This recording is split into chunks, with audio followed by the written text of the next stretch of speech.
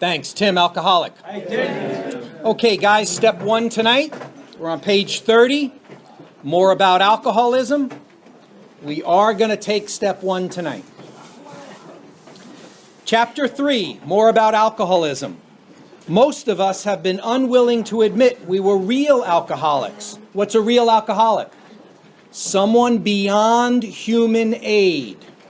No person likes to think he is bodily and mentally different from his fellows. So, of course, this is Silkworth's idea of that it's a twofold disease, mental obsession and physical phenomena of craving kicks in when we put alcohol in our body, mental and physical. Therefore, it is not surprising that our drinking careers have been characterized by countless vain attempts to prove we could drink like other people. The idea that somehow, someday, he will control and enjoy his drinking is the great obsession of every abnormal drinker. The persistence of this illusion is astonishing. Many pursue it into the gates of insanity or death. For those of you looking for where step one is in the book, it's this next sentence.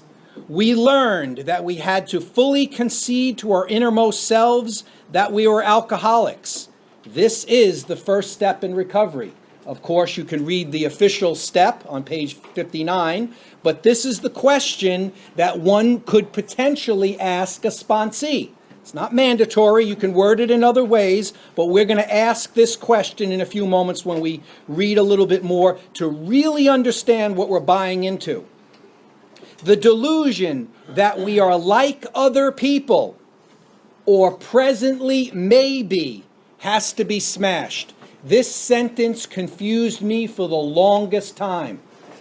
I could get on with the delusion that we were like other people, makes perfect sense to me, comma, or presently may be. Don't understand what the heck it said. I'm sitting at home, I'm thinking about it, I'm meditating on it, and it comes to me. This is my interpretation. It's actually talking about two different phases of alcoholic.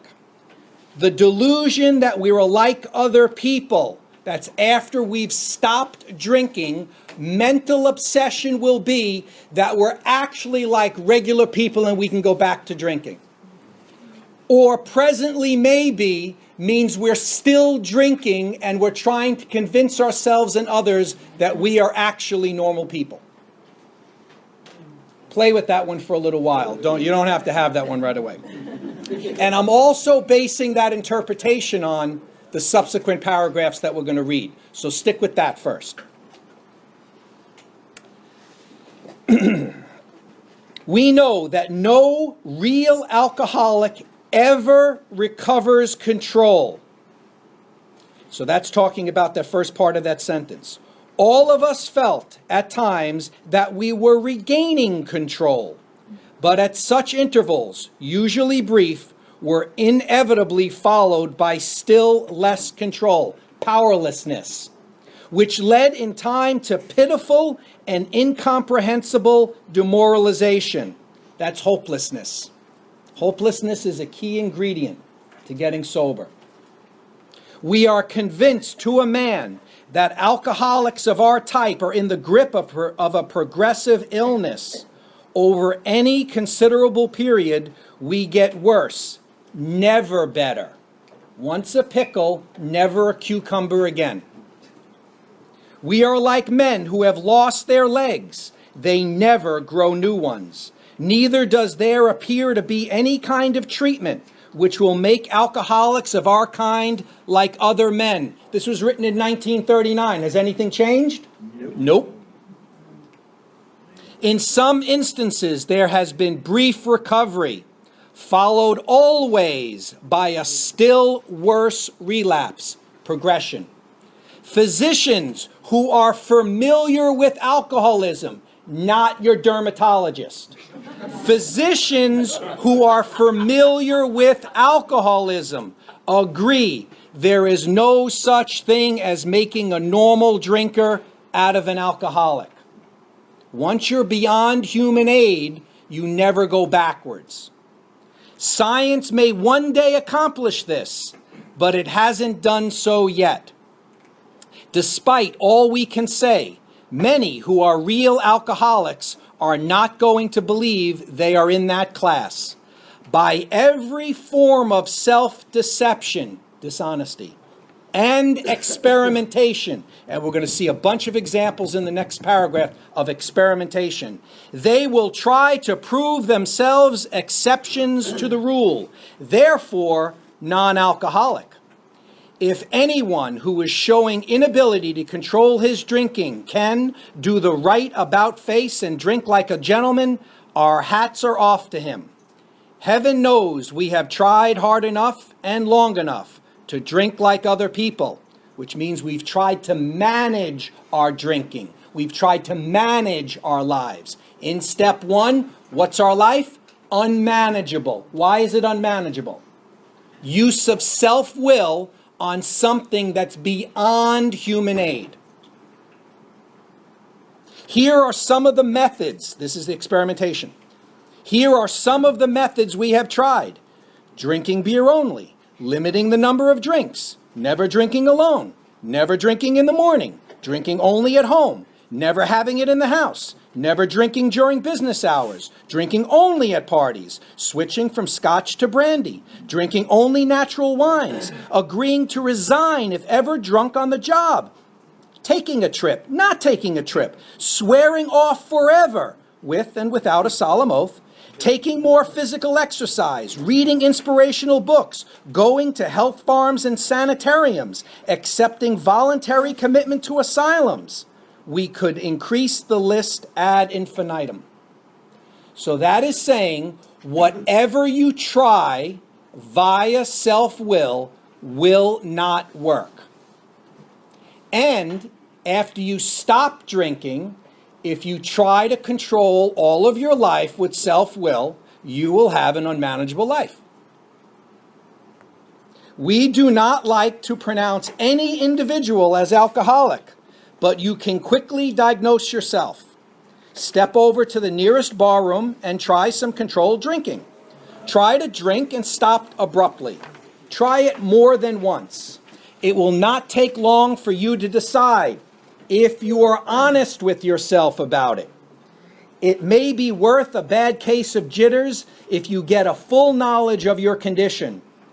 Though there is no way of proving it, we believe that early in our drinking careers, most of us could have stopped drinking. But the difficulty is that few alcoholics have enough desire to stop while there is yet time.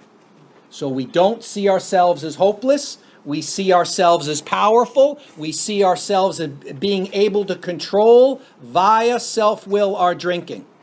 And when we realize that we can't, it's too late. And the tricky thing about it is that self-will works in so many other areas, right? We're going to have Jan 1 comes up. It's New Year's Day, and people are going to take a resolution. I'm going to the gym 4 times a week. Some of us self-will, that will work. Some of us, that will work. So it may give some person the impression that that will work in all aspects of life. It doesn't. We have heard of a few instances where people who showed definite signs of alcoholism were able to stop for a long period because of an overpowering desire to do so. Here is one. So this is a nice little story. This is not an AA story. Bill borrowed this from A Common Sense of Drinking. Bill read the book, Common Sense of Drinking, and it was written by Richard Peabody, Dick Peabody. And this story, I think, it's not by mistake this is in here. This does a masterful job of showing that even though you stop drinking, if you come back to it and you're a real alcoholic, you will pick up just like you never stopped. A man of 30 was doing a great deal of spree drinking. He was very nervous in the morning after these bouts and quieted himself with more liquor. He was ambitious to succeed in business, but saw that he would get nowhere if he drank at all. Once he started, he had no control whatever. He was powerless over the amount he took, right? Phenomenon of craving kicked in. He made up his mind that until he had been successful in business and had retired, he would not touch another drop. An exceptional man, he remained bone dry for 25 years and retired at the age of 55 after a successful and happy business career. Then he fell victim to a belief which practically every alcoholic has, that his long period of sobriety and self-discipline had qualified him to drink as other men. Out came his carpet slippers and a bottle. In 2 months, he was in a hospital, puzzled and humiliated. He tried to regulate his drinking for a while, meaning manage, right? He tried to control his drinking, making several trips to the hospital meantime. Then, gathering all his forces, he attempted to stop altogether and found he could not. Every means of solving his problem which money could buy was at his disposal. Every attempt failed. Though a robust man at retirement, he went to pieces quickly and was dead within 4 years. Age 59, he dies. This case contains a powerful lesson. Most of us have believed that if we remained sober for a long stretch, we could thereafter drink normally. But here is a man who at 55 years found he was just where he had left off at 30. We have seen the truth demonstrated again and again. Once an alcoholic, always an alcoholic. Commencing to drink after a period of sobriety, we are in a short time as bad as ever. So I've gotten into the habit of now using this next line before I take somebody through the first step. And I make sure that they're crystal clear that the minute they agree with this step, that they're powerless over alcohol and that their life is unmanageable due to self-will. If you buy into that, then you have to buy into this sentence. Here it is. If you are planning to stop drinking, there must be no reservation of any kind. In other words, 100%. Nor any lurking notion that someday we will be immune to alcohol. Once you say you're an alcoholic, can't take it back. No backsies. Right? Okay, so normally I get up to that point then, and we're going to take step one. You guys relax. The answer to the question is going to be yes or silence. If it's silence, talk to your sponsor. So we're back to page 30. First line of second paragraph. I'll just read it one more time. We learned that we had to fully concede to our innermost selves that we were alcoholics. So I turn that into a question. I'm talking to the sponsee. Do you fully concede to your innermost self that you are an alcoholic? Yes. You just took step one. You don't need a Hazelton workbook. That's it. Sort of neat and clean. But again, and this is a conversation that we just had the other night, I am emphatic about making sure that we understand that last sentence I read before I do that. Because quite often people will buy in, they're all in, but yet they're thinking that at some point, well, you know, if I put enough time between me and the booze, I can go back to it. No. And they agreed to it already. Okay, back to 33. Young people may be encouraged by this man's experience to think that they can stop, as he did, on their own willpower. So yeah, this guy, a man of 30, did stop on his willpower. It didn't work. I don't care that he didn't drink for 25 years. He died of it. So length of time is irrelevant.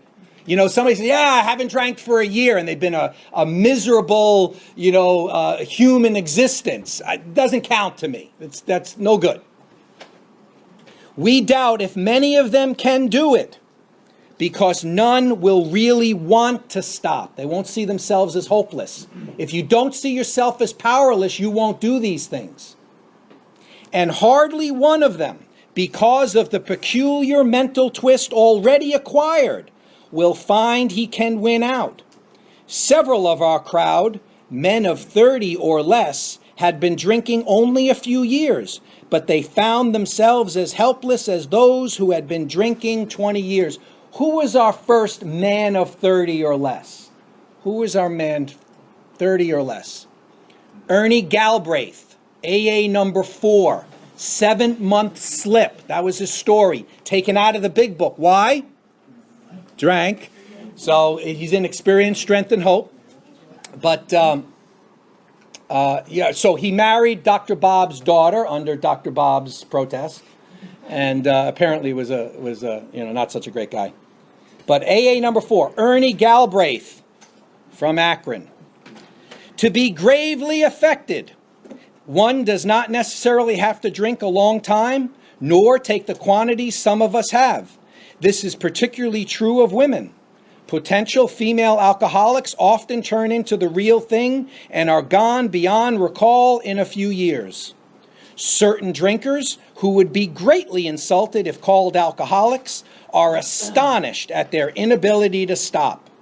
We, who are familiar with the symptoms, see large numbers of potential alcoholics among young people everywhere. But try and get them to see it. Note, bottom of the page, depending on your printing, Sarah's probably got a different printing there. True, when this book was first published, but 2007 U.S.-Canada membership survey showed about 1/13 of AAs were 30 or under. 1/13 is 7.7%. I had a number from 2011 of 13%. So you may have different numbers based on your printing, not your edition, your printing. But I think our current number is approximately 13%, 30 and less. Back to the top of the page. As we look back, we feel we had gone on drinking many years beyond the point where we could quit on our willpower. If anyone questions whether he has entered this dangerous area, let him try leaving liquor alone for 1 year. If he is a real alcoholic and very far advanced, there is scant chance of success. In the early days of our drinking, we occasionally remain sober for a year or more, becoming serious drinkers again later. Though you may be able to stop for a considerable period, you may yet be a potential alcoholic. We think few, to whom this book will appeal, can stay dry anything like a year. Some will be drunk the day after making their resolutions, most of them within a few weeks. For those who are unable to drink moderately, the question is how to stop altogether, meaning to stay stopped. Lots of people stop. We are assuming, of course, that the reader desires to stop. Whether such a person can quit and stay quit upon a non-spiritual basis depends upon the extent to which he has already lost the power to choose whether he will drink or not. Many of us felt that we had plenty of character. There was a tremendous urge to cease forever, yet we found it impossible. This is the baffling feature of alcoholism as we know it. This utter inability to leave it alone, no matter how great the necessity or the wish. Beyond choice, or beyond choice. How then shall we help our readers determine to our own satisfaction whether they are one of us? The experiment of quitting for a period of time will be helpful, but we think we can render an even greater service to alcoholic sufferers and perhaps to the medical fraternity. So we shall describe some of the mental states that precede a relapse into drinking. For obviously, this is the crux of the problem. Why is it the crux of the problem? If you don't put booze in your body, the physical aspect of the disease can't kick in. The phenomenon of craving can't start. So it's always an issue with the mind. What sort of thinking dominates an alcoholic who repeats time after time the desperate experiment of the first drink? Friends who have reasoned with him after a spree which has brought him to the point of divorce or bankruptcy are mystified when he walks directly into a saloon. Why does he? powerlessness. Of what is he thinking?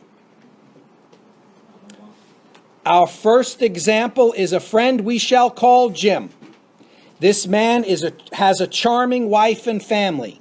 He inherited a lucrative automobile agency. He had a commendable World War record. He is a good salesman. Everybody likes him. He is an intelligent man, normal so far as we can see, except for a nervous disposition. He did no drinking until he was 35. In a few years, he became so violent when intoxicated that he had to be committed. On leaving the asylum, he came into contact with us. We told him what we knew of alcoholism and the answer we had found. He made a beginning. What do we think that means? Yeah, great. Step 3. Probably got up to step 3. Did 90 and 90. You know, maybe asked if, will you be my sponsor? He hadn't done anything yet, though, right? He didn't really get into the meat and the potatoes. Had not really found the solution. So he made a beginning. His family was reassembled and began to work as a salesman for the business he had lost through drinking. All went well for a time. But he failed to enlarge his spiritual life. To his consternation, he found himself drunk half a dozen times in rapid succession. On each of these occasions, we worked with him, reviewing carefully what had happened. He agreed he was a real alcoholic and in a serious condition. That's him. He took step 1. I'm a real alcoholic and I'm in a serious condition. He knew he faced another trip to the asylum if he kept on. Moreover, he would lose his family for whom he had a deep affection. Yet, he got drunk again. We asked him to tell us exactly how it happened. This is his story. And Joe and Charlie have a little fun with this one, right? I came to work on Tuesday morning. I remember I felt irritated that I had to be a salesman for a concern I once owned. I had a few words with the boss, but nothing serious. That's a resentment for those who missed that, right? Then I decided to drive into the country and see one of my prospects for a car. On the way, I felt hungry, so I stopped at a roadside place where they have a bar. I had no intention of drinking. I just thought I'd get a sandwich. I also had the notion that I might find a customer for a car at this place, which was familiar, for I had been going to it for years. I had eaten there many times during the months I was sober. I sat down at a table and ordered a sandwich and a glass of milk.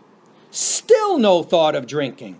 I ordered another sandwich and decided to have another glass of milk. So he didn't have the solution, so he has no defense against the first drink. He's not even on board yet, right?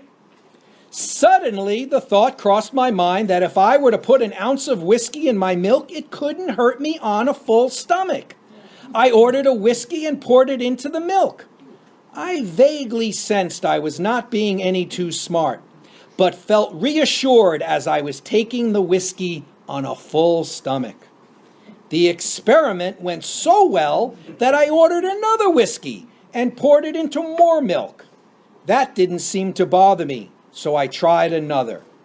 Thus started one more journey to the asylum for Jim. Here was the threat of commitment, the loss of family and position, to say nothing of that intense mental and physical suffering which drinking always caused him, meaning the DTs, right? He had much knowledge about himself as an alcoholic, and we learned already what self-knowledge gets you, right? Bupkis, right? Yet all reasons for not drinking were easily pushed aside in favor of the foolish idea that he could take whiskey if only he mixed it with milk. Whatever the precise definition of the word may be, we call this plain insanity. So how do we define insanity? Doing the same thing over and over again and expecting a different result. How can such a lack of proportion, of the ability to think straight, be called anything less? You may think this is an extreme case. To us, it is not far-fetched, for this kind of thinking has been characteristic of every single one of us. We have sometimes reflected more than Jim did upon the consequences, but there was always the curious mental phenomenon that parallel with our sound reasoning, there inevitably ran some insanely trivial excuse for taking the first drink. Our sound reasoning failed to hold us in check. The insane idea won out. Next day, we would ask ourselves in all earnestness and sincerity, how it could have happened. So the insane idea is the mental obsession. In some circumstances, we have gone out deliberately to get drunk, feeling ourselves justified by, these are all shortcomings, nervousness, anger, worry, depression, jealousy, or the like. I think we could add in restless, irritable, and discontented, right? But even in this type of beginning, we are obliged to admit that our justification for a spree was insanely insufficient in the light of what always happened. We now see that when we began to drink deliberately instead of casually, there was little serious or effective thought during the period of premeditation of what the terrific consequences might be. We're going to stop there tonight.